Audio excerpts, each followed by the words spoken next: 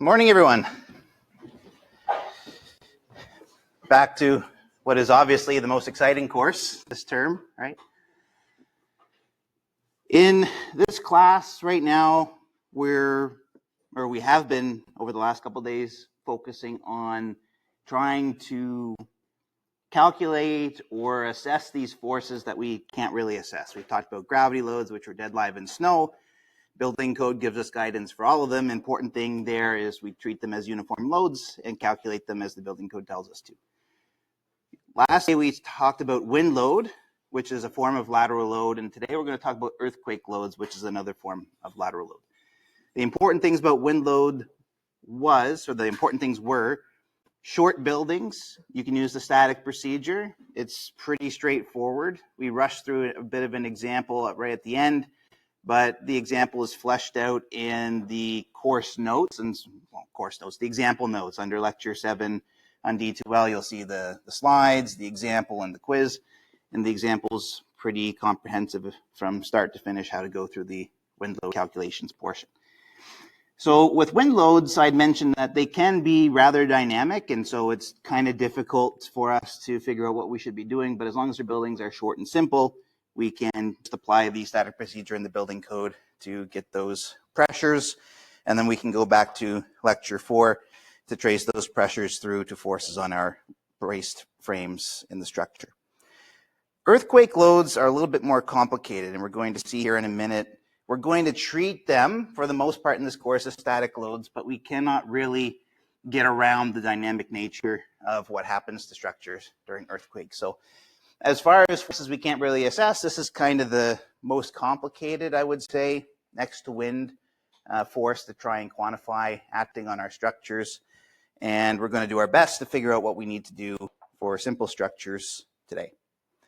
So today we're talking about earthquake loads. Again, just another section. As I mentioned before, 4.1.8 is the longest section. It's the most complicated stuff to deal with when it comes to earthquake loads, not just because of the way that earthquakes affect structures, but also because of the way we design structures for earthquakes. Okay, we actually design our structures to undergo a significant amount of yielding, and we're not going to get into that content as much in this class. We're really just going to focus today on quantifying what the load effects on our structure might look like.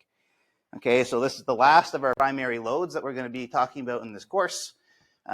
We could probably spend an entire course at the graduate level talking about earthquake engineering. As a researcher, my field is earthquake engineering. All of my research is in the responsive steel structures to earthquakes. So I'm going to do my best to distill whatever I have in my head into as simple a lecture as possible to cover off this content in our sort of 50-minute time slot, plus or minus a couple minutes. So earthquake shaking is dynamic and complicated, and I hope this little video works. This is a little simulation using STADPro of what a structure might respond like during an earthquake. It's not updating on going to mostly work. Okay, so basically the building's going to shake back and forth quite a bit. This is not a static response of a structure, right? It's shaking all over the place. Of course, there are going to be velocities and accelerations that need to be considered. It's vibrating in a whole bunch of different ways, primarily sort of back and forth, but it also takes on these sort of wonky looking shapes, which we tend to attribute to higher modes of vibration. So the other day we talked about natural frequency of a structure. If I was to pull the structure sort of back and forth and let it go, it's going to vibrate back and forth sort of in a translational mode. But you can also get it to vibrate in higher modes, right? There are different ways that structures can vibrate, and earthquakes tend to excite all of the different ways that structures can respond. Basically, after today, you should be able to determine whether the equivalent static force procedure is applicable for earthquake load calculations for the building that you're considering. Define, describe, and quantify factors used to calculate specified earthquake load using equivalent static force procedure, and calculate the specified earthquake load on regular building using the equivalent static force procedure, accounting for some accidental torsion effects as required. Very similar in terms of what we need to do for wind loads. What factors affect the load on the structure? How do we quantify the load on the structure? And can we actually figure out the effects of this load on our braced frame system? Does anyone have any questions about these 3 learning objectives before we pop into the technical content for the morning?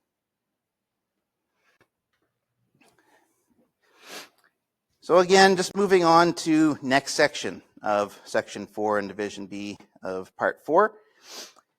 Basically, there are different ways that we can analyze a structure. You won't learn most of them in your program. Generally, what we're supposed to do is do a dynamic analysis. And the building code leans towards doing a dynamic analysis. It says you shall carry out a dynamic analysis as prescribed in this article 4.1.8.12, except that sometimes you can use this equivalent static force procedure. Okay, pretty similar to wind loads, except wind different levels of analysis applied to how dynamically sensitive the structure would be. This is similar. We're going to see that when we have a structure in seismic category 1 or 2, and we'll talk about what that means, we can use the equivalent static force procedure. Fredericton downtown is not seismic category 1 or 2. Basically, these categories align to how likely we expect to get a big earthquake affecting structures in the area. Seismic category 1 would be like Saskatchewan. Never had an earthquake of any significant magnitude. All the way up to category 4, which would be like Vancouver back in the 90s when they had a big earthquake off the coast of Alaska and the west coast. Talk a little bit more about what that means. Basically, if you're in an area where you don't expect significant earthquakes, then you can get away with a static force procedure. Or if you've got a relatively regular structure, our little structure we're talking about in lecture is just 16.5 meters tall.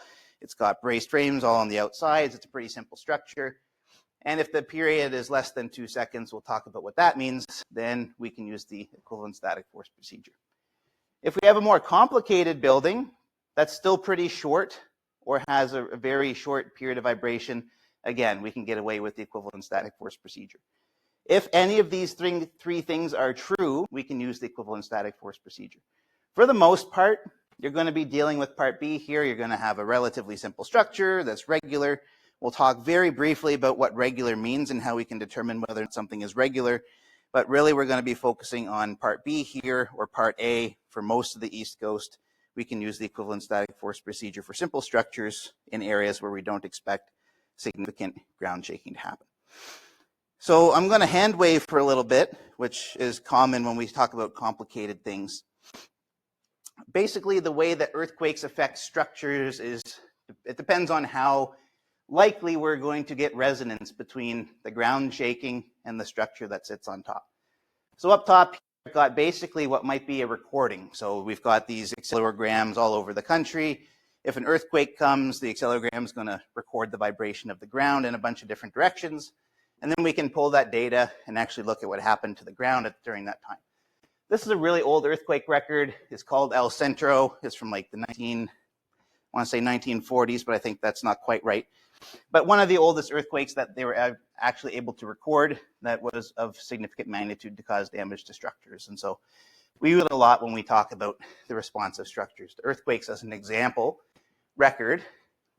And basically, if your structure is likely to shake back and forth really quickly, it means it has a high frequency or a relatively low period, then it's more likely to experience resonance. Everyone remember what resonance is from like physics? Like music is resonance, right? You've got strings on a guitar, has a resonant frequency, resonates with the body of the guitar and makes a nice sound.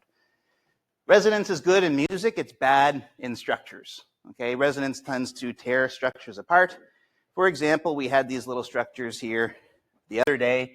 The short structure, we basically said had a frequency of about 5 hertz. And the taller structure had a frequency of about 1 hertz. If we think about this in terms of period of vibration, for some reason, wind folks tend to think of things in frequency or cycles per second. We tend to think of things as period, or time it takes to complete one cycle. Okay, so the period is equal to 1 over the frequency. That's kind of grade 12 physics. And so the short structure has a period of about 0.2 seconds. And this tall structure here has a period of about 1 second.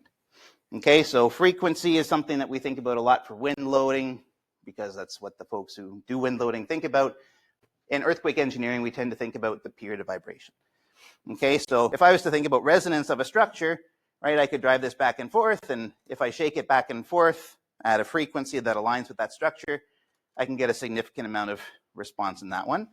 If I shake this at a 0.2 seconds, I'm not really going to excite it that much, except you can see maybe it's vibrating at like It's not really vibrating back and forth as much, but I'm exciting what might be the second mode of vibration in that structure. But if I was to shake it back and forth at a slower frequency, I can see I can start to drive that structure back and forth quite a bit more. Earthquakes tend to shake the ground very quickly. Okay, so our shorter structures tend to be more prone. So if I'm an earthquake coming in and I start to shake the structure back and forth, if it stays on the ground, well, I guess the tall one kind of failed as well. But the ground tends to shake very quickly back and forth. And generally what that means is we end up getting some resonance between the structure and the ground. The taller the structure gets, usually the longer the period. It doesn't vibrate back and forth as quickly as the ground, and so we don't get as much of a resonant response between the structure and the ground shaking.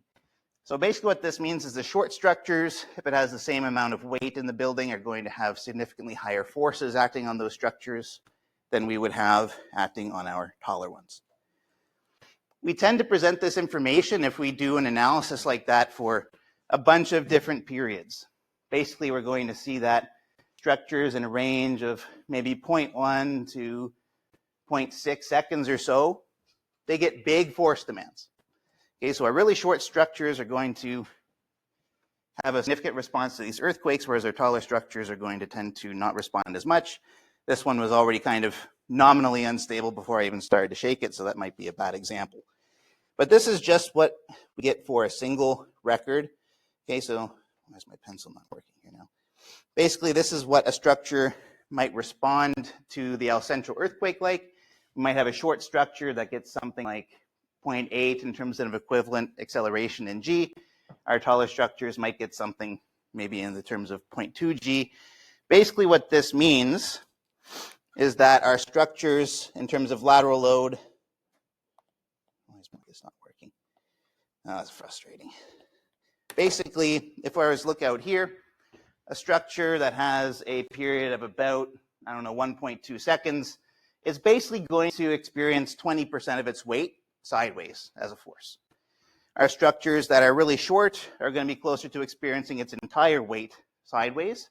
Basically, a structure like this would be equivalent to me taking the structure and basically turning it on its side. Basically, it has to experience 100% of its weight. And so really short structures need to resist more of the weight in terms of an acceleration sideways, whereas taller structures don't need to resist as high a portion of the weight. Because this is just for one record, there are a bunch of different kinds of records that might affect a building. We tend to do this kind of analysis for a bunch of different earthquakes, and then we pick off important points. And so typically we look at a 0.2 second period, a 0.5, a 1 second, a 2 second, a 5, and a 10. And if we do that for enough earthquakes, and if we do some other magic with the geoscientists, we can come up with what we call a uniform hazard spectrum. And what the uniform hazard spectrum is we say, okay, if we have a 0.5 second period, we expect to get 90% of the building's weight acting on it, essentially sideways during an earthquake. And we tend to figure out what this is for a return period, which is significantly higher than we work with for snow and wind. We tend to work with a 1 in 2,500 year earthquake load. Does anyone here remember their birthday 2,500 years ago? What you did that day? No, you probably don't even remember what you did at your birthday maybe 10 years ago. We're talking about a period where we have very little recorded history, right? So we don't know what happened 2,500 years ago in terms of earthquake shaking. And so this seems like kind of a silly number. We're designing for an earthquake you get every 2 millennia and a half, whereas we're designing our buildings for snow and wind we get every 50, maybe 100 years. So basically what this means in terms of a probability, if I can get this damn pencil working, apparently I cannot. This is like a 2% in 50-year earthquake hazard. And so in terms of how likely we're expected to get an earthquake like this during the lifetime of a building, there's basically a 2% chance that our building's going to see this design earthquake. If we think about where the relative hazard might be for buildings exposed to earthquakes in regions of Canada, I should have a map here. But on the West Coast, we get a whole lot of hazard. There's significant faults on the West Coast where the Pacific plate is going underneath the North American plate. as those plates kind of, well, you took in geology, right? Did you talk about earthquakes and geology and seismic? So in terms of the seismology of what's going on the West Coast, you've got a plate boundary going under another one, and as it builds up energy and slips and slides underneath, it releases that energy to cause shaking. That results in significantly higher earthquake loads in the West Coast compared to in Fredericton, for example, where we don't really have any significant faults in our area. Now, it's kind of weird because you see, okay, well, Victoria might get a really, really, really big earthquake or a big but slightly less big earthquake. We also have to consider what kind of soil our structure is sitting on. So if you're sitting on a really soupy soil, like a silt or clay, basically the clay is also going to have a resonance to it. If you think of a bowl of jelly, if you shake a bowl of jelly back and forth, it's kind of like shaky, right? And it's going to filter that acceleration through. It's going to experience resonance. And if the building is resonating with the soil, which is resonating with the ground, you're going to get even more acceleration acting on your structure. And so in Victoria, if you sit on really solid soil, like a bedrock or something like that, you're basically just getting the pure ground acceleration data coming to your structure. But if you're on a soupy soil or a flexible soil, you're going to get resonance through the soil column as well as through the structure. Okay, so in terms of determining what site class A or D, that's not your job as structural engineers. Whose job do you think it is to determine what site classification you might have for a specific site you want to build on? Geological, geotechnical, it's like foundations. So you're taking foundation after this. You're learning to be a geotechnical engineer for the most part. Those are the people who'd be responsible for telling you if it's site class A, B, C, or D. Okay, so we call them the mud magicians. From time to time, they know a lot more about how soil responds, and they can give you that information.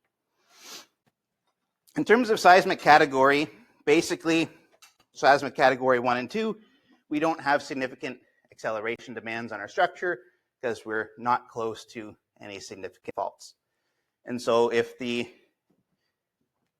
acceleration demand here from this plot at 0.2 seconds, for example, again, pencil not working, that's going to cause me issues for the rest of the day. But this is the 0.2 second range. Basically, if these values exceed a certain limit, we're going to fall in a certain class. So Victoria site class A versus Victoria site class D, they're all going to be in that final site seismic category 4 because S.2 is greater than 0.75. In Fredericton, you might actually be in seismic category 1 or 2 if you're on bedrock, but you're going to be in seismic category 3 if you're on crappier soil. Okay, so the seismic category is not just a regional thing, but it also depends on the site classification.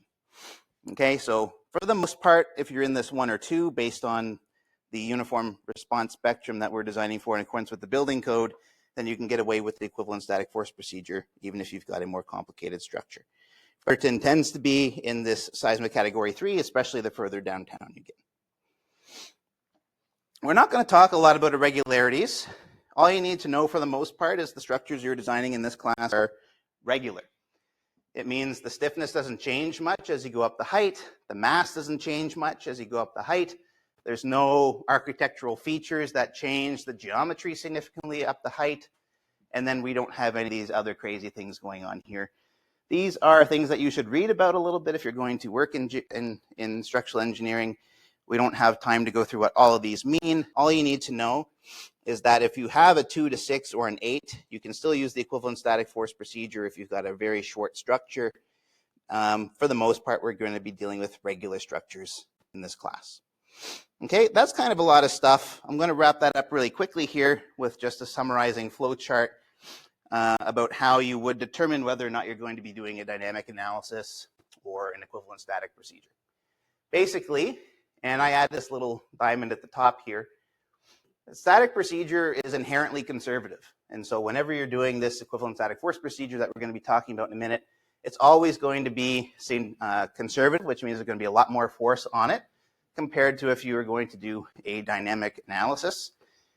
Engineers are scared of doing dynamic analysis because we condition you for 4 years in civil engineering program that F is equal to 0, but F is equal to MA whenever you're doing a dynamic analysis. So engineers try very, very hard to get into the static procedure box. But if you want to actually have the most economic design, you should learn how to do a dynamic analysis and just do that, because you're going to end up with lower forces on your structure anyway. In this class, though, obviously we're not going to do that. So we don't care about economic design much in this class. We're basically going to say, are we in an area of low seismicity? And if we are, we can use a static procedure, so that's great. Even if you're downtown Fredericton, SE3, as long as your building's regular, shorter than 60 meters, and the fundamental period's less than a second, then you can do the static procedure. Even if you've got one of these scary irregularities that architects like to include into your structure, as long as it's really short and doesn't vibrate back and forth too quickly, then we end up with a static procedure. I just noticed one thing here, this period less than equal to 1 second. That was a carryover from the 1 hertz in the wind loading one.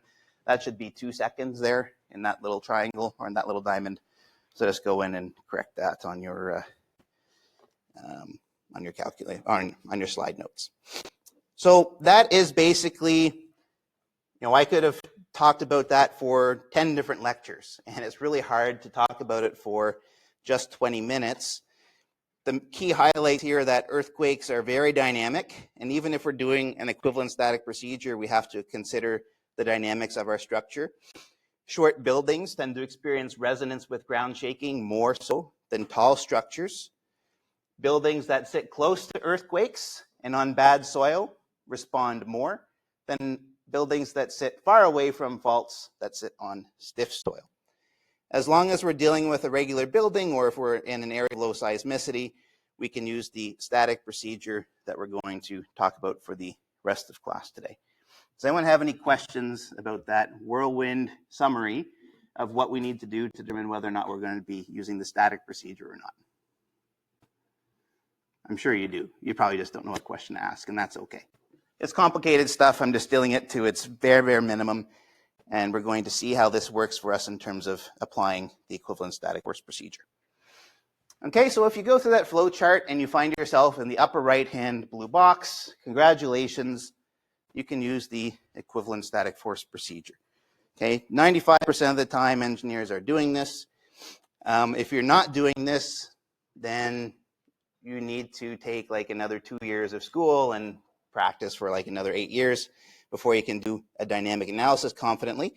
So you always want to try to end up in this box, and if you're not in this box, you need to talk to somebody with a bit more experience than you have.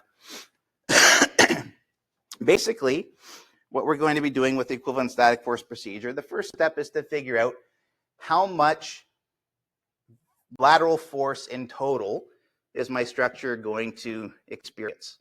And so there's this force V, and the force V is the total lateral force that we expect our structure to experience during an earthquake. There are a bunch of factors here. Some of them are important, some of them are not very important, and some of them are sort of magic factors that we use to try and reduce the loads that we need to design our structure for. Generally speaking, the force is going to be proportional to the acceleration I expect on my structure. Short building, this value is going to be higher.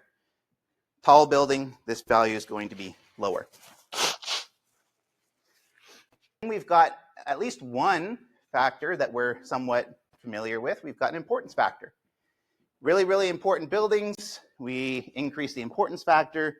Normal important structures, we use a factor of 1. We've got this MV factor that I don't like this. This came from some research done in the late 90s or early 2000s, and someone was trying to come up with a fudge factor to account for the fact that structures tend to vibrate in modes that aren't just the back and forth kind of mode. And in this class, we're going to be taking it as 1. And for most structures, especially braced frame buildings, moment frame buildings, it tends to be 1 anyway. So it's not an important factor for us. So it's good. I don't like it, so we don't need to use it, generally speaking, for our cases anyway. And then we've got the weight of the structure. Okay, so if we've got a building with a certain weight, basically it's going to accelerate at a percentage of the weight. And so as I said before here, right, if we have a spectral acceleration of 1g, basically the entire weight of the structure is going to be acting down or sideways on the building. And so of course it's going to be proportional to the weight of the structure. And calculating that weight is usually a pretty straightforward calculation, but the force is going to be proportional to the weight of the building. These two factors are still the subject of a significant amount of research and changes to codes and changes to design procedures. Basically what they are is they're there to account for the fact that we're designing for a ridiculously rare earthquake, right? 1 in 2,500 years. And so we're going to say, well, every 2,500 years, sure, our building can experience a little bit of damage. And really what it's doing is saying we're going to design our building to remain elastic at a more frequent earthquake. So by using these factors, I might say, okay, my building's going to remain elastic once in every 500 years, but it's going to get damaged during a 2,500-year earthquake. And that seems kind of weird. In this class, we're going to use these factors. They're for traditional, conventional construction of braced frames and steel frame buildings. We've got one for ductility, one for overstrength. I'm not going to tell you what those mean. Just use 1.5 and 1.3 when you're doing these kinds of calculations. So if we unpack this a little bit, the importance factors are similar, except that they are actually quite a little bit bigger. So high importance, we go up to 1.3, post-disaster 1.5. And SLS, we actually don't really do much with serviceability for earthquakes. It's probably going to be more important later on, but our major goal for earthquake engineering design of our structures is just to prevent them from falling down during that rare earthquake. So we don't really think very much about the serviceability limit states.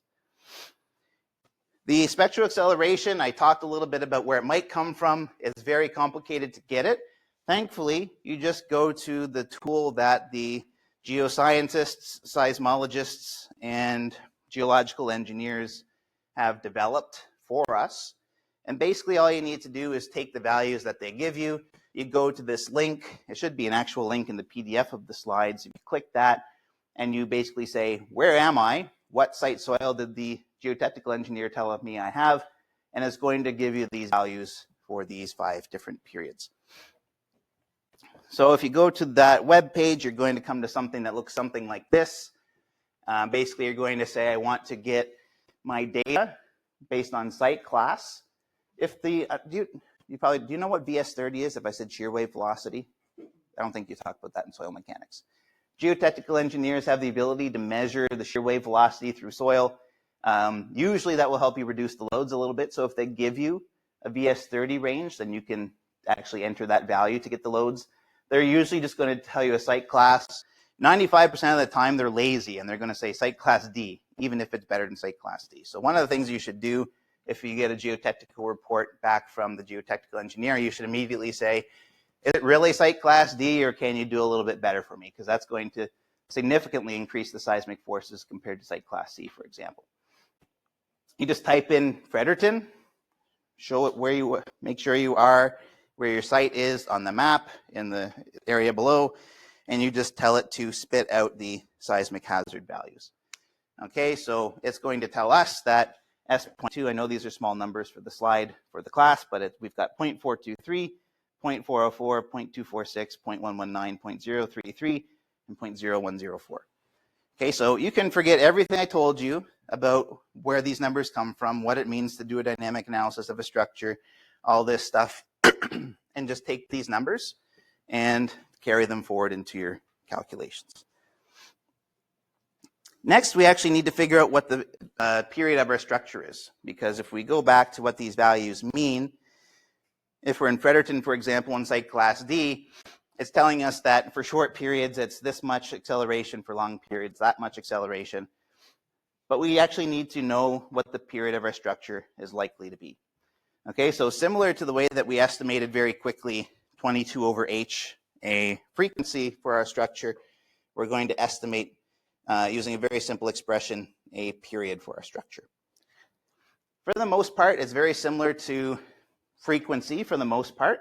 It's proportional to the height, more or less. It's not 100% true, but basically what they did was they went and they said, okay, I'm going to measure a whole bunch of buildings, and I'm going to plot the measured period, right? We did this back and forth. Like, obviously, it's not as simple as just measuring it and timing it, but they use accelerometers and special equipment to get the period.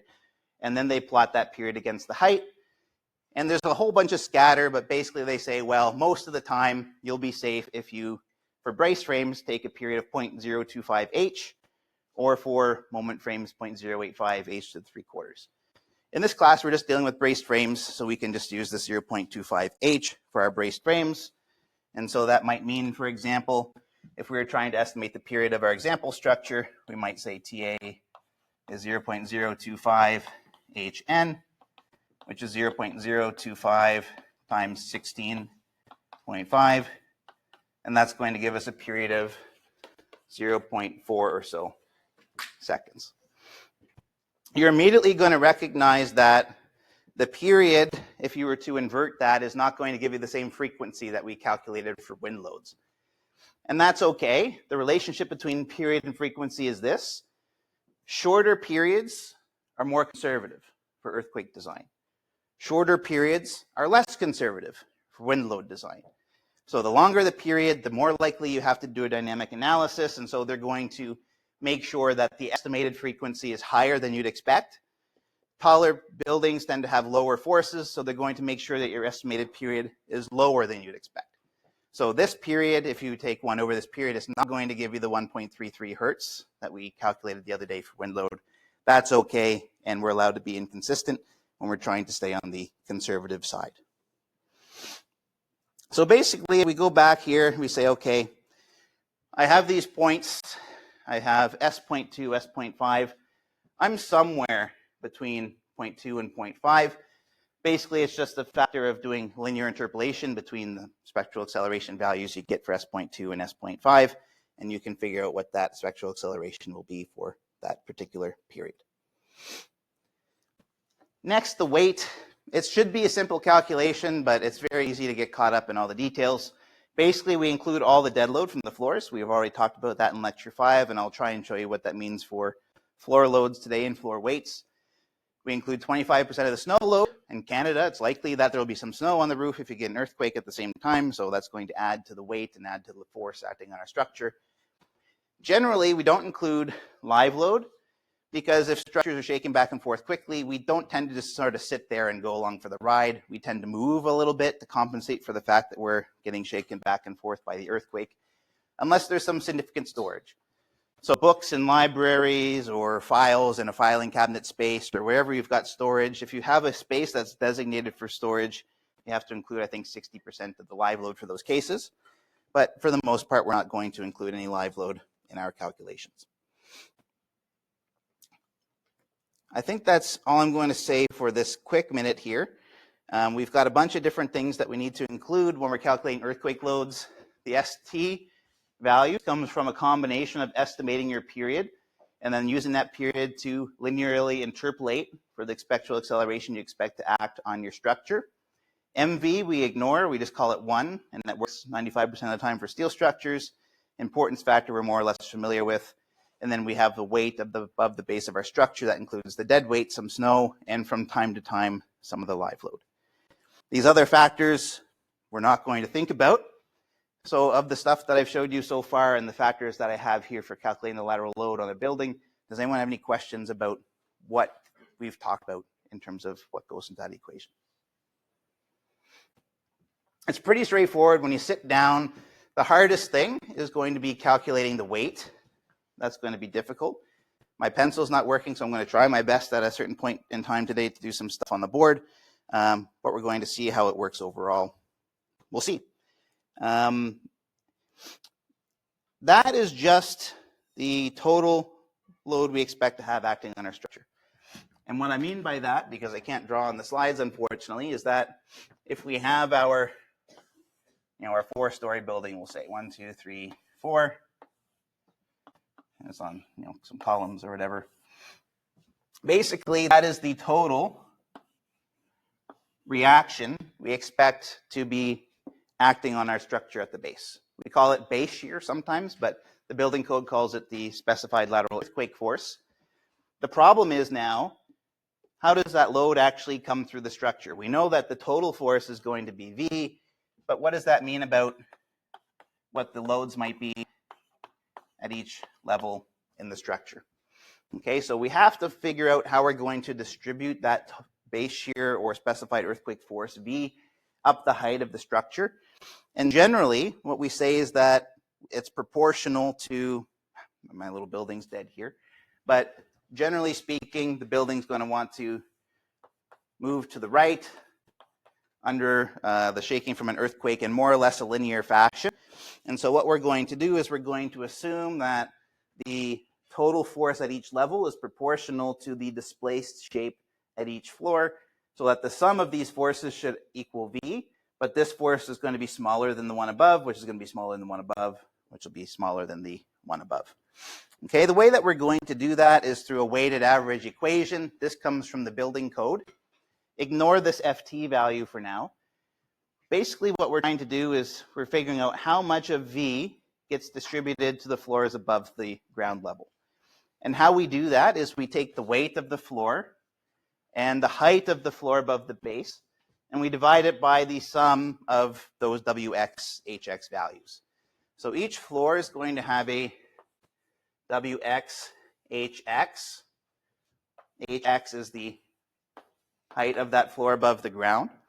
And so we're going to have a W1, H1, W2, H2, W3, H3, W4, H4.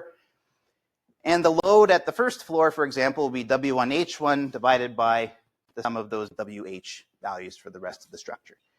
And what that's going to do is it's going to make the forces bigger as we go up the height of the structure. It's going to be proportional to the actual floor weight, which tends to be more or less right for earthquake shaking. And the sum of those forces are going to end up being equal to V. But then we've got this little funny FT value comes in, and this is another thing I don't like very much about what we do in the building code. But basically it says we're going to take some of V, we're going to take it away, we're going to distribute these forces, and then once we distribute the forces, we're going to take that little bit and we're going to apply it at the roof level. Okay, so once we take FT out of the base shear, distribute it, and add it back, the sum of the forces is still going to be V. There's going to be more load at the top of the structure, and it's a little bit more conservative, especially for taller structures, to include more load at the top of the structure. Okay, so really, if I was to write it in a proper form, is I'd say that the force at each level here is going to be V minus FT times WX, HX divided by the sum of the WH values at each floor. And then at the roof level, Fn, F at the number of stories, we do the same thing, but we add the FT value back in. Now, for short buildings, we don't really need FT. It actually tells us here that it's equal to 0.07 TA times V. It doesn't need to exceed 0.25, but we do not need to consider it if TA is less than 0.7 seconds. Okay, so this FT value may be considered a 0 where the fundamental period doesn't exceed 0.7 seconds. In our case here, for our example structure, we're at 0.4 seconds, and so that means that we can take FT is equal to 0, and that simplifies things just a little bit.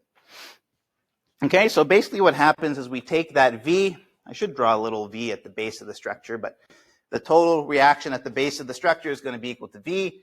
We get F1, 2, 3, and 4, and then at the roof level we put that FT back if we need to consider it.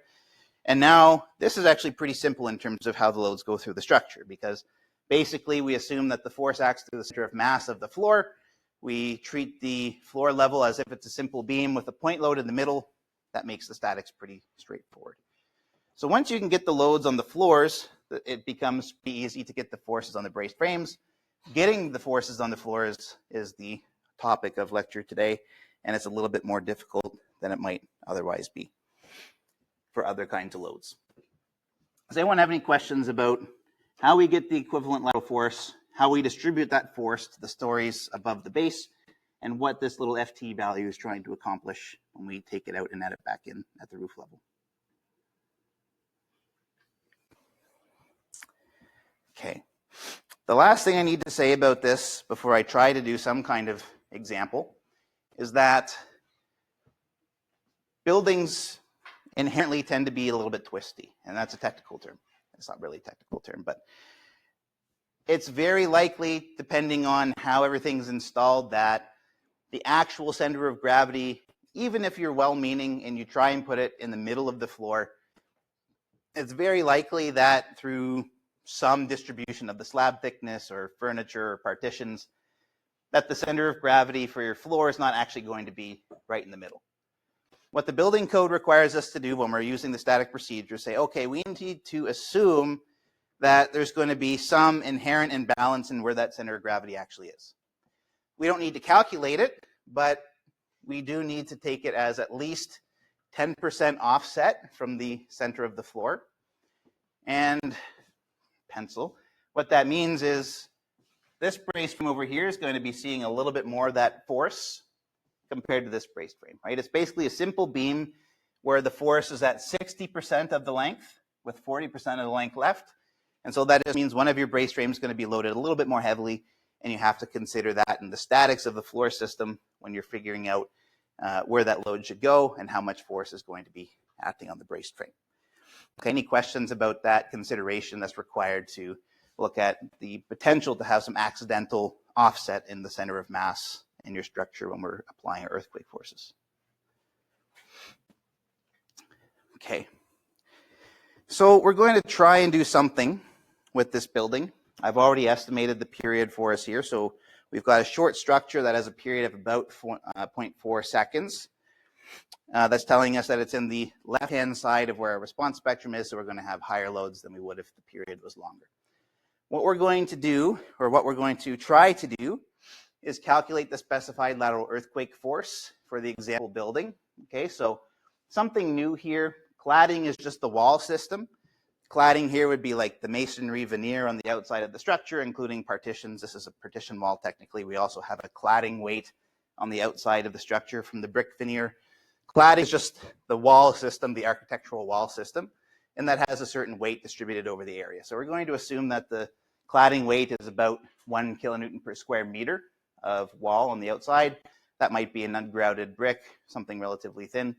And so that's something that's a little bit new that we haven't talked about yet in the course. Floor dead loads are the same that we talked about before. We calculated the roof snow load the other day. And we're going to assume that this building is sitting in Fredericton on a site of site class D. So geotechnical engineering report came back. They told us that site class is site class D, and we couldn't argue with them to get it down to site class C. Okay. Does anyone have any questions about what the example problem is actually asking us to try to do? So basically what we're looking for is this value.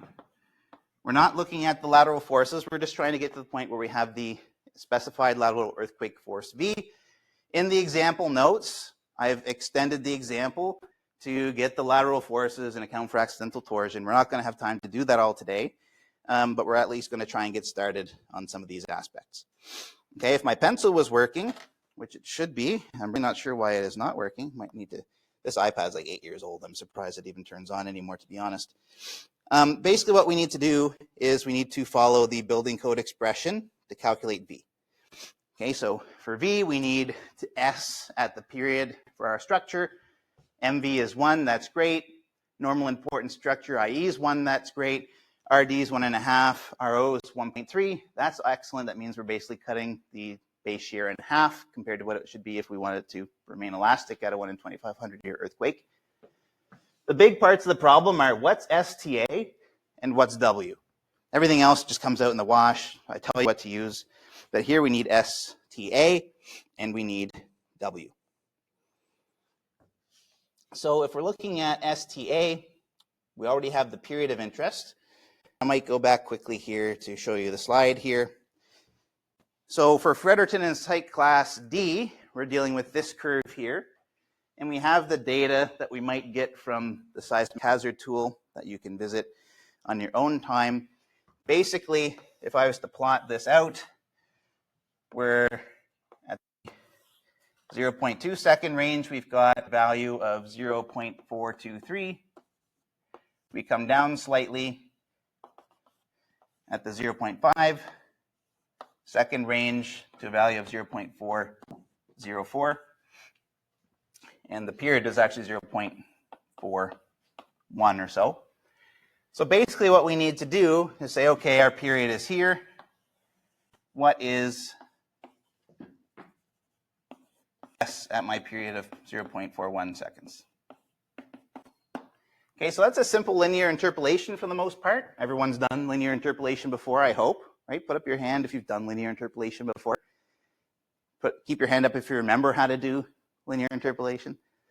So basically what we're going to start with is we're going to start with the 0.423. So we're going to say that S 0.41 is equal to 0.423. And we're going to, I guess, add 0.404 minus 0.423 multiplied by 0.5 minus 0.41 divided by 0.5 minus 0.2, right? That's basically saying how much do we lose by going from here to this point here. And if you do that calculation, you end up with a spectral acceleration of also 0.41 g. Okay, so I didn't purposefully make this example so that the period and the spectral acceleration would be the same. So don't confuse these two numbers despite their values being the same. The period's 0.41 seconds, and it's happenstance that the equivalent lateral force or the equivalent lateral acceleration acting on the structure is also equal to 0.41 g. Does anyone have any questions about what those numbers mean, where they come from, what you have to do to arrive at this STA value? Okay. So the next step is what's the weight? And this is where stuff becomes a little bit more complicated and where it would be really great if my pencil worked. Basically, in addition to the dead loads and the snow loads we have acting on our structure, we also have some cladding weight. And we're basically going to take the cladding or the wall finishing that's above and below the floor level in a very similar way that we would calculate the tributary height for this floor for wind pressure, for example. And we're basically going to take this tributary height, pH, of cladding, and we're just going to multiply it by the weight that's distributed over that area. Okay, so the weight of the cladding is 1 kPa, or I'm just going to write it as a kilonewton per meter squared. The cladding or the wall system weighs 1 kilonewton for every meter squared of wall. And so in addition to the dead and snow loads that I have at this level, I'm also going to have the cladding weight from the exterior walls that can come into the floor weight as well. And I'm going to take the weight at each floor level based on the tributary height of cladding above and below the base, or above and below each floor level. Okay, so basically, if I want to figure out how much total cladding I have, and again, this is where the pencil would be great, but basically I've got a little strip of wall. It looks something like this fucking thing here. I don't know why people like to have great big podiums in the way. But basically, above and below the floor, I've got this little strip of wall. It looks something like this. The length of this wall here is 42 meters. The length of this wall here is 3 times 7.5, which is 22.5 meters. And the total strip, let's just say at floor 3, for example, is going to be 4 meters. Okay, so I've got a perimeter of wall that's 4 meters tall. The total length of wall around the perimeter is going to be equal to 42 meters plus 22.5 meters times 2, right? That's the total perimeter. So I've got 42 here and there, and then I've got 22 here, 22.5 here, and that gets multiplied by 4 meters to get the total area of wall at that level. And so the total load that comes in from the cladding, I might say the weight at floor 3 from the cladding is simply going to be that 42 plus 22.5 times 2 times the 4 meters times 1 kPa. Okay, so this is a dead weight of the wall system. It doesn't come into our internal columns, but it's weight that's going to be excited by the ground shaking. And so I need to include that in the weight at that floor level. And so if I was looking at the total weight at floor 3, for example, what is the total weight? Awesome. What's the total weight at floor 3 going to be? Well, we're going to have the dead load, right? So we're going to have the 4.8 kPa of dead load acting on that floor, multiplied by the total area of the floor, which is 42 times 22.5, plus that component of cladding that we had over there previously. The total weight at this floor level is going to be 5,052 kilonewtons. Does anyone have any questions about what this wall system outside is, why we're adding it into the total weight at that floor level, and why we can use this tributary height approach to add this little bit of weight into the floor level of that structure? So we've got exterior cladding that adds to the load. We calculate it based on the total surface area of wall at the third floor, and we add that to the dead loads at the third floor. Okay, we also have the same stuff at floor 2. That's also going to be 52 kilonewtons. We've got a little more cladding at the base of the structure because the bottom floor is a bit higher. I'm not going to go through all of the values there, but the total weight of floor 1 is 5084 kilonewtons. And if you go through the same exercise, but also include the snow at the roof level, we have slightly less load because the dead load's smaller. The cladding at that height is a little bit shorter because it's just half the height of the story. We end up with 36 kilonewtons. Okay. So I showed you how we got the weight of the third floor. The weight at the second floor is the same. The weight at the first floor is a little bit higher because the cladding's a little bit taller. And then the weight at the roof is a little bit smaller, despite including that little bit of extra load. Okay. I'm going to try and get my slide back up here so I can actually finish things off.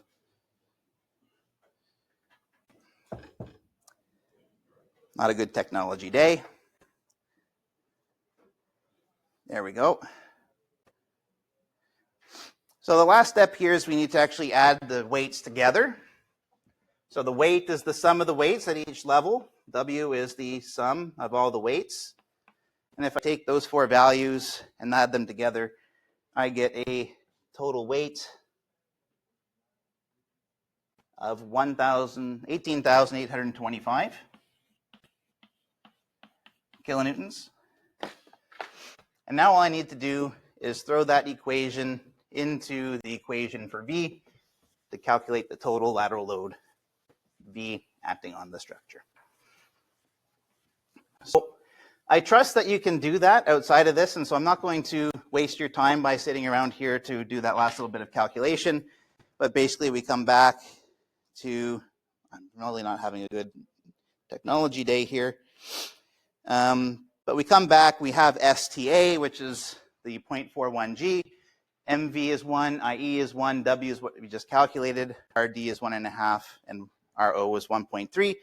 We add those all together to get a total base shear of 3,426. Okay, does anyone have any questions about the example that we went through, or why we were doing any of the calculations that we were doing for the weights or the spectral accelerations or anything like that?